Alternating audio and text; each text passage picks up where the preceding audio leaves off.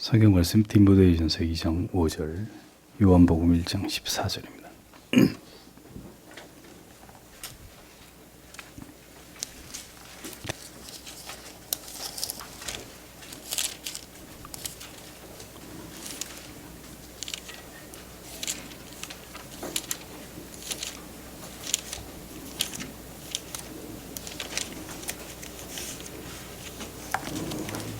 디모데전서 2장 5절을 읽겠습니다. 하나님은 한 분이시요 또 하나님과 사람 사이의 중보도 한 분이시니 그 사람이신 그리스도 예수라. 요한복음 1장 14절, 말씀이 육신이 되어 우리 가운데 거하심에 우리가 그 영광을 보니 아버지의 독생자의 영광이요 은혜와 진리가 충만하더라. 웨스트민스터 대규리 문답 36번째, 은혜 언약의 중보자는 누구신가? 주 예수 그리스도시니 그는 하나님의 영원한 아들이시며 성부 하나님과 한 실체이시요 동등이시며 때가 참에 사람이 되셨으니 한 위에 두 가지 다른 양성을 가지신 하나님이요 사람이시다. 다른 번역으로 은혜 언약의 유일한 중보자는 주 예수 그리스도인데 그는 성부와 동일한 본질이시고 동등하신 하나님의 영원한 아들로서 때가 참에 인간이 되었으며 그리하여 완전히 구별된 두 본성과 한 인격을 가진 하나님과 인간이었고 또한 영원히 계속 그러하다. 이렇게 되어 있습니다. 성경은 분명히 예수 그리스도께서 유일한 중보자이시다라는 사실을 못 박아 설명하고 있습니다. 로마 가톨릭 교회는 성모 마리아와 성인들을 그들의 중보자로 간주하고 그들에게 기도하고 죄인을 대신한 중보의 기도가 그들을 통해 하나님께 상달된다고 믿었습니다. 이것은 명백한 이단적인 주장입니다. 그리스도는 성부 하나님과 동일 본질이시고 동등한 분이시라는 의미는 하나님은 오직 한 분이시고 성부와 성자 하나님 모두 한 분이시라는 의미입니다. 그래서 우리는 삼신론이나 양태론을 배격합니다. 세 위격으로 존재하시는 한 분의 하나님, 성부와 성자와 성령 하나님을 우리의 하나님으로 그렇게 믿습니다. 따라서 예수 그리스도는 하나님 같으신 분이 아니라 하나님이십니다. 유일하신 하나님이십니다. 그분 안에 모든 거룩한 신성이 충만하시지만 그가 이 땅에 계실 때는 육체 가운데 계셨습니다. 그리스도께서는 이 땅에 육체를 입으시고 오시기 이전에 영원 전부터 하나님의 아들이셨습니다. 인간으로 오셔서 하나님의 아들이 되신 것이 아니라 영원 전부터 하나님의 아들이신 분이 이 땅에 인간의 모습으로 오신 것입니다. 그리스도는 그냥 어느 날 우연히 이 땅에 오신 것이 아닙니다. 성경에 그분은 때가 참에 사람이 되셨다고 말씀하죠. 갈라디아서 4장 4절에 때가 참에 하나님이 그 아들을 보내사 여자에게서 나게 하시고 율법 아래 나게 하신 것은 이렇게 기록이 되어 있습니다. 그러니까 영원 전에 하나님의 계획에 따라 하나님에 의해서 지정된 그 시간에 주님께서 이 땅에 오셨다는 이야기입니다. 그러니까 하나님의 시간표는 인간처럼 임기응변이라는 게 없습니다. 즉흥적이거나 충동적인 이런 분이 결코 아니십니다. 없던 계획을 벼랑간에 만들어서 어떤 계획을 세우시거나 그것을 추진하는 그런 하나님이 아니십니다. 하나님은 전지전능하시고 하나님의 뜻과 계획 안에서 모든 것들을 완벽하게 준비하시고 시행하십니다. 그러니까 인간과 다른 분이에요. 하나님은 모든 것이 정확하게 무오하고 그것에 다른 어떤 오류가 존재하지 않는, 하나님의 뜻이 분명히 정해져 있고 그 정해진 것은 어떤 일이 있어도 하나님의 정하신 때에 이루어지고야 마는, 그것이 하나님이 행하신 일들입니다. 하나님의 뜻이 이루어질 때, 그러니까 그 때가 반드시 존재한다라는 사실을 잊으면 안 돼요. 우리는 그 때를 모르기 때문에 초조하고 불안하고 조바심을 내지만 하나님의 뜻이 이루어지는 그 때가 분명히 존재하고 있고 그 시간은 지금도 다가오고 있다라는 사실을 잊어서는 안 됩니다. 인간이 어리석은 것은 그 때를 알지 못하면서도 대범하게 하나님을 불신하거나 혹은 때가 되면 하나님을 믿을 것이라는 이 오만 뒤에 자기를 감추고 불신을 합리화하고 진지하게 하나님을 신앙하지 않는 핑계를 삼는 것입니다.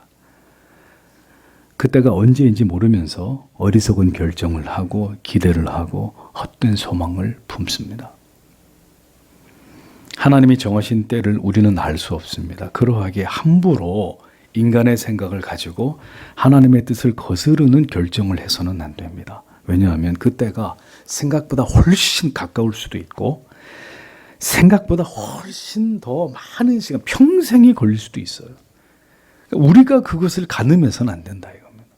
하나님이 정한 그 때라고 하는 건 하나님만 아시는 건데 인간이 감히 그 하나님의 시간이 빨리 올 거다, 늦게 올 거다, 내 예상한 범위 안에서 그런 일들이 일어날 것이다 라고 믿는 것은 정말 잘못된 인간의 생각이라는 겁니다.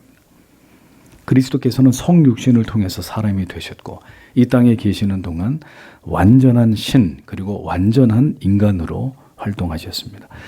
그리고 놀라운 것은 그분이 현재에도 동일하게 하늘의 보좌에 계시고 그렇게 완전하신 신과 완전하신 인간의 모습을 가지고 영원토록 그렇게 존재하실 것이라는 사실입니다. 그리스도는 이 땅에 계실 때만 완전한 신과 완전한 인간으로 존재하시는 것이 아니라 승천하신 이후에 이 땅에 다시 오실 때도 우리와 함께 새하늘과 새 땅에 영원히 거하실 때도 동일한 모습으로 존재하십니다. 그 얘기는 완전한 신과 완전한 인간의 모습으로 예수님은 계속 영원히 존재하신다. 하나님은 영으로 존재하시지만 하나님의 아들 성자 하나님은 완전한 하나님과 완전한 인간의 모습으로 영원히 존재하신다. 그러하기에 이만희 같은 인간이 이 점을 이용해서 그리스도께서도 완전한 인간의 모습으로 영원히 존재하시기 때문에 자기 같은 인간도 보혜사라고 이런 터무니없는 주장을 하지만 그는 반드시 죽잖아요. 죽는단 말입니다. 절대로 부활할 수 없어요. 영원할 수도 없습니다. 사도행전 1장 11절에 가로되 갈릴리 사람들아 어찌하여 서서 하늘을 쳐다보느냐 너희 가운데서 하늘로 올리우신 이 예수는 하늘로 가심을 본 그대로 오시리라 하였느니라. 그리스도의 가견적 재림을 분명히 성경은 말씀하고 있습니다. 그러니까 그리스도께서 여전히 완전하신 인간의 모습으로 존재하시기에 그분이 다시 오시는 모습을 우리가 육안으로 볼 수 있는 거예요. 그리스도가 인간의 형체를 가지고 다시 재림하실 것이기 때문에. 그러니까 승천하실 때도 볼 수 있는 사람의 모습이었듯이 그분이 다시 오실 때도 동일한 사람의 모습으로 오신다. 성경이 분명히 말씀하고 있습니다. 우리가 예수 그리스도를 이해할 때 가장 중요한 부분은 그분은 완전히 구별된 두 본성과 그러나 한 인격을 가진 완전하신 하나님과 그리고 완전하신 인간이시다라는 이 사실입니다. 그래서 사람들은 그리스도께서 이 신성과 인성이 혼합되어서 존재하는 것으로 생각을 합니다. 신성과 인성이 이렇게 결합돼서 혼합되어 버린 형태로 존재한다. 이게 사람의 생각입니다. 자, 그러면 그리스도는 완전하신 사람도 아니고 완전하신 하나님도 되실 수 없습니다.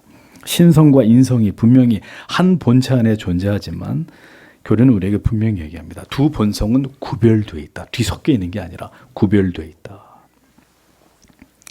신성과 인성이 어떤 결핍이나 부족함 없이 완전함을 이루어 구별되어 있지만 두 본성은 그리스도 안에서 완전히 결합되어 있다. 연합되어 있다. 이렇게 얘기를 합니다. 그러니까 구별되어 있으나 혼합될 수 없고 각각 구별된 본성이지만 완전히 연합되어 있는 이게 그리스도의 양성입니다. 그러하게 주님은 하나님으로서 기적과 이적과 능력을 행하시면서 동시에 인간으로서의 목마름과 배고픔과 육체의 고통을 느끼실 수 있었던 것입니다. 다시 말하지만 인성과 신성은 혼합되거나 혼동되지 않습니다. 두 가지 본성을 취하셨지만 오직 한 인격체를 가지고 계신 분이 예수 그리스도이십니다. 그러니까 영원 전부터 신적인 존재이셨던 그리스도께서 인성을 취하심으로 이 땅에 오셨고 그렇게 하신 단 하나의 이유가 뭐냐? 영원 전부터 신적인 존재로 성부 하나님과 존재하시다가 그리스도께서 인성을 취하심으로 이 땅에 오셨단 말이죠. 왜? 그 이유는 단 하나입니다. 인간들을 위해서 대속의 희생 양이 되시기 위함이셨습니다. 여러분들에게 어떤 특별한 임무를 주고 이 세상의 모든 죄를 위해서 당신이 어떤 특별한 미션을 수행하고 난 다음에 다시 인간으로 복귀하십시오. 뭐 그 정도는 할 수 있을 것 같아요. 돈을 많이 주면. 그런데 쥐가 됐다가 다시 인간으로 돌아오는 게 아니라 영원히 쥐로 살아야 되는 거예요. 그리스도가 신성으로만 존재하시던 그리스도가 인성의 몸을 입고 이 세상에 오셨는데 이제 영원히 하나님의 아들이신 하나님이신 그분이 인성과 신성을 가진 존재로 영원히 존재하신다. 엄청난 상징적인 의미가 있는 거죠. 우리가 다 알 수 없는 어떤 이유 때문에 그리스도는 다시 신성만을 가지신 존재로 되돌아가시는 것이 아니라 영원히 한 인격 속에 두 본성을 가지신 존재로 존재하신다. 영원히 하나님이시면서 영원한 인간으로 존재하신다. 누가? 하나님의 아들, 우리의 구주 예수 그리스도께서. 그렇게 구별된 두 본성으로 영원히 존재하시는 분이 하나님의 아들이십니다. 그리고 그것은 우리를 위해 그렇게 스스로 정하신 일이었습니다. 영원하신 중보자로 그렇게 주님께서 이 땅에 오신 이후로 줄곧 영원까지 우리의 중보자로 존재하시는 것이 그분의 뜻이었습니다. 그러니까 이 그리스도 안에 우리를 향해 담겨 있는 사랑이라고 하는 것은 측정이 불가한 것이다라는 거죠. 다시 돌아가는 것이 아니라 영원히 인성을 가지신 참 하나님과 참 인간으로 존재하시는 그리스도, 그것이 바로 당신을 향하신 끝없는 사랑이라는 사실을 웅변하고 있는 것입니다. 32번째, 그리스도는 어떻게 하나님의 아들로서 사람이 되셨는가? 그리스도는 하나님의 아들로서 참 몸과 지각 있는 영혼을 취하시어 사람이 되셨다. 성령의 권능으로 동정녀 마리아의 몸에 잉태되어 그에게 나셨으나 죄는 없으시다. 다른 번역은 하나님의 아들이신 그리스도께서 인간이 된 방식은 그 자신에게 진정한 육체와 이성적인 영혼을 취하시고 성령의 능력으로 동정녀 마리아의 태중에 잉태되어 그녀의 형질을 가지고 그녀에게서 그러나 죄가 없이 태어나셨다. 이렇게 번역이 됩니다. 예수님의 성육신은 실제로 육체와 영혼의 요소를 가지신 실체이셨습니다. 여러분, 인간의 몸을 한번 보십시오. 그리스도가 완전한 신성과 완전한 인성, 구별된 두 본성을 한 육체에 가지고 계시다는 게 우리를 보면 다소 100% 이해가 되지 않지만 다소 이해가 되는 부분이 있습니다. 왜냐하면 인간의 몸도 어떻게 구성되어 있죠? 영혼과 육체로 구성이 되어 있습니다. 몸은 물질적인 요소로 단백질, 지방, 칼슘, 산소 이런 것들로 몸은 그렇게 구성이 되어 있고, 그 다음에 비물질적인 요소는 영혼, 정신, 마음, 인격, 감각, 감정 이런 것들로 이루어져 있죠. 비물질적인 요소들입니다.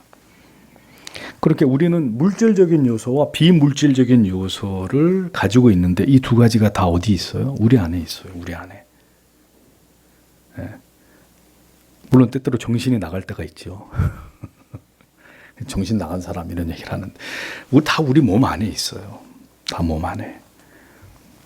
그리스도 역시 인간과 동일하게 이러한 요소들을 가지고 계시지만 인간과 결코 다른 것은 완전하신 하나님으로서의 신성 또한 그분이 우리와 달리 그분은 가지고 계신다는 점입니다.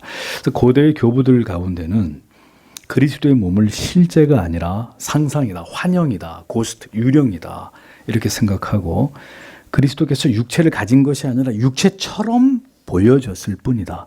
이런 주장을 하기도 했습니다. 그러나 그리스도의 육신은 절대로 환영이나 지어낸 거짓말도 아니고 참되고 진정한 우리와 동일하게 물질적 본체로 구성이 되어 있는 그분은 몸을 가지고 계신 분이다라는 겁니다.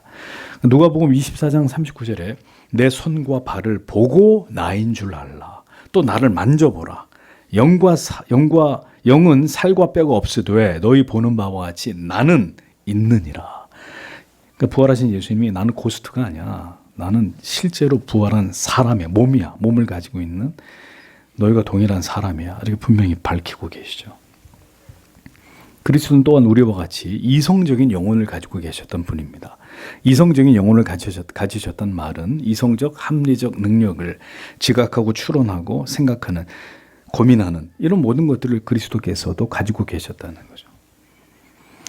단 이제 여기서 중요한 얘기가, 그리스도가 이 땅에 태어나시게 된 것은 여느 인간들처럼 남자와 여자의 보편적 생식 기능을 통해서 탄생하신 것은 아니었다는 겁니다. 누가복음 1장 35절에 천사가 대답하여 가로되 성령이 내게 임하시고 지극히 높으신 이의 능력이 너를 덮으리니 이러므로 나실 바 거룩한 자는 하나님의 아들이라 일컬으리라, 이렇게 기록이 되어 있습니다. 그리스도는 인간 아버지가 없으신 분입니다. 성령의 능력으로 초자연적인 신적인 신비 속에서 여인의 몸에 잉태되셨습니다. 인간을 지으신 하나님의 능력으로는 이게 뭐 그렇게 대단한 일이 아니죠. 남자를 전혀 알지 못하는 처녀의 몸을 통해 그리스도가 이 땅에 오셨습니다. 그렇게 하신 이유는 대속주로 이 땅에 오시는 그리스도는 원죄의 영향 아래 어떤 죄의 오염도 없는 분이셔야 했기 때문입니다. 여기서 이제 사람들이 갖는 의문이 이런 거죠. 아니, 예수 그리스도는 좋아, 무죄하다고 쳐. 그러면 마리아는 원죄의 영향 아래 있는데 어떻게 예수님이 전혀 죄의 영향을 그럼 받지 않을 수 있느냐라는 것에 대한 의문을 제기합니다. 마리아가 구원을 받았음에도 불구하고 그녀는 죄인이라는 사실에 대해서는 의심의 여지가 없습니다. 그러니까 타락한 본성상 그녀도 죄악의 마음을 분명히 가졌을 것입니다. 죄를 저질렀을 겁니다. 그렇기 때문에 이걸 어떻게 해석해야 되느냐? 여인의 몸을 빌은 것이지 하나님의 초자연적인 능력을 통해서 하나님의 아들은 무죄한 마음과 본성으로 출생할 수 있었던 것입니다. 그러니까 몸을 구성하기 위한 요소만을 마리아로부터 취한 것이지 하나님의 성령의 초자연적인 능력을 통해 그의 영혼과 그의 본성은 죄에 전혀 오염되지 않은 상태로 그리스도가 이 땅에 출생하셨다는 이야기입니다. 그것이 하나님의 권능인 거죠. 여자를 만들기 위해서 아담의 갈비뼈가 필요했지만 아담과 하와, 남자와 여자는 별개의 인격체이듯이 여인의 태가 필요했지만 여인의 영혼으로부터 어떤 죄도 오염되지 않으신 가운데 하나님의 아들은 이 땅에 오신 것입니다. 자유주의 신학의 위협은 이 그리스도의 동정녀 탄생을 부정하는 것입니다. 그래서 여러분, 잘못된 성경의 해석에는 마리아를 동정녀, 처녀라는 말을 쓰지 않고 그냥 여자라고 번역을 합니다.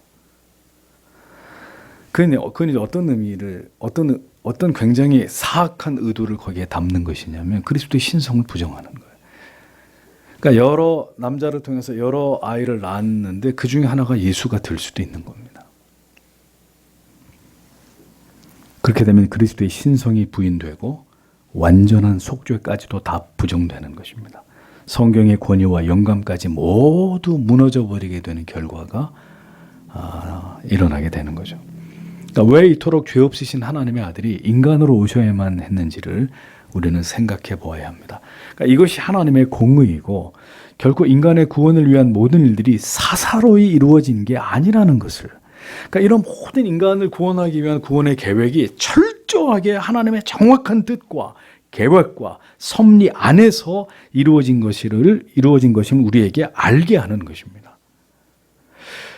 그러니 여러분, 이제 히브리서를 통해서 이 구약과 신약이 기가 막히게 연결되는 것을 여러분들이 히브리서를 잘 이해하시면 이 소름이 돋도록 깨달으실 거예요. 왜 구약이 필요했는지, 왜 구약의 모든 모세의 옛 언약과 제사제도 이런 모든 것들이 도대체 왜 필요했는지. 그러니까 잘 모르면 어떤 사람은 그래 구약은 아예 보지도 않잖아요. 구약은 설교도 하지 않아요. 어떤 교회 같은 경우는. 절대로 그건 성경을 올바로 이해하지 못한 결과물이고, 구약과 신약은 놀랍게 결합되어 있어서 한 사람의 이야기를 하는 것입니다. 한 분의 이야기를 하는 거예요. 예수 그리스도. 그 한 분에 대해서 뭘 얘기하느냐? 그가 우리를 구원하기 위해서 그 그리스도의 구속의 위대한 사역을 구약은 어떻게 얘기하고 있고 신약은 어떻게 얘기하고 있고, 이 두 가지의 관계를 성경이 어떻게 우리에게 가르치기 위해서 그토록 애를 쓰고 있는지를, 그러니까 성경을 보면 완벽한 책인 거예요, 이게. 대충 이렇게 대충 기록된 거를 다 뒤섞어 가지고 책으로 만든 게 아니라 이 하나님이 얼마나 정확한 분이고 철두철미한 분이고 이 하나님의 놀라운 그 계획에, 물론 그 계획의 전체도 아니고 극히 일부 인간을 구원하기 위한 이 하나님의 놀라운 그 계획들이 구약과 신약이 결합해서 그것을 우리에게 잘 보여주고 있는 겁니다. 그리고 그걸 잘 설명한 게 히브리서인 거예요. 이렇게 그리스도의 대속의 사역을 아는 게 중요하지 않을 것 같으면 그럼 모세오경은 버려야 돼요. 그러니까 히브리서 같은 건 필요 없는, 골치만 아픈 거예요.